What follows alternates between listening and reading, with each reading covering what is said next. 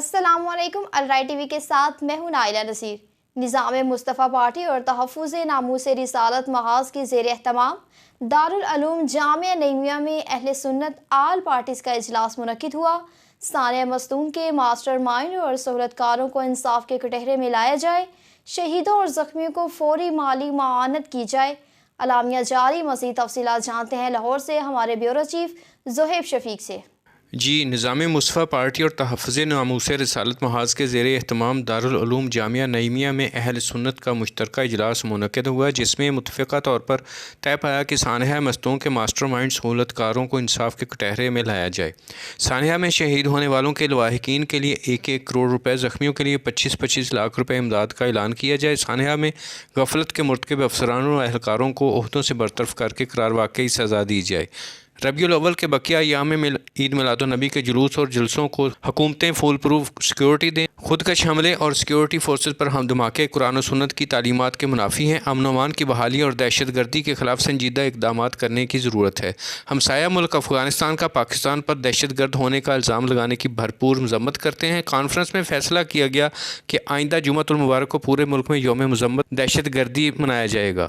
تحفظ ناموس رسالت محاذ کا وفد جلد بلوچستان کا دورہ کرے گا اور متاثرہ خاندانوں کی مالی اعانت بھی کرے گا۔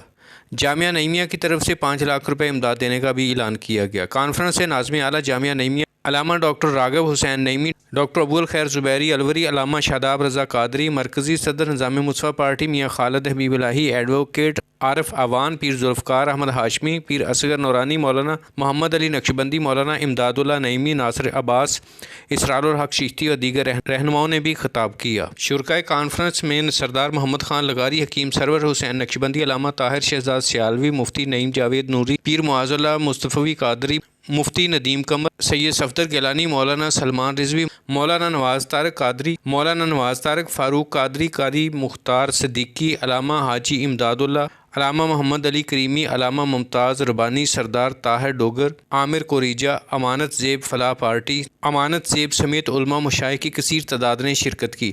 آل پارٹیز کانفرنس سے خطاب کرتے ہوئے ناظم اعلیٰ جامعہ نعیمیہ علامہ ڈاکٹر راغب حسین نعیمی نے کہا کہ دہشت گرد ہمارا مشترکہ دشمن ہے۔ ملکوں کو ڈر، ناامیدی اور تشدد کے خلاف جنگ جیتنی ہوگی۔ دہشت گردی کے خلاف افواج پاکستان، علماء اہل سنت کی قربانیاں قابل قدر ہیں۔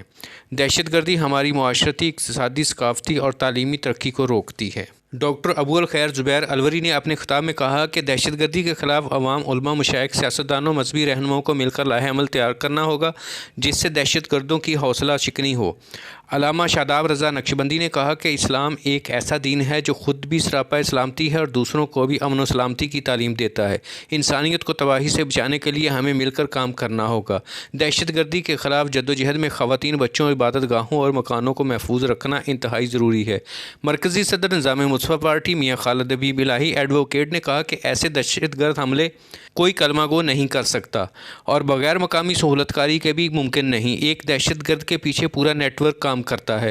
حکومت فوری طور پر سہولت کاروں تک پہنچے تاکہ ان کے نیٹ ورک کو ختم کیا جا سکے۔ مولانا محمد علی نقشبندی نے کہا کہ خودکش حملوں پر دھماکوں، ریموٹ کنٹرول بم کے ذریعے معصوم انسانوں کی جان لینا حرام ہے۔ اسلامی ریاست کے خلاف کسی قسم کی مسلح جدوجہد بغاوت کے زمرے میں آتی ہے۔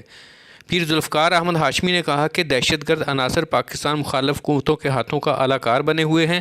ملک و قوم کے محفوظ مستقبل کے لیے دہشت گردوں کا مکمل خاتمہ کیا جائے۔ کانفرنس میں اس امر پر حیرت کا اظہار کیا گیا کہ عید میلاد النبی کے جلوس کے لیے کوئی سیکیورٹی فراہم نہ کی گئی تھی۔ خودکش حملوں میں 60 سے زائد بے گناہ شہید اور سینکڑوں زخمی ہوئے۔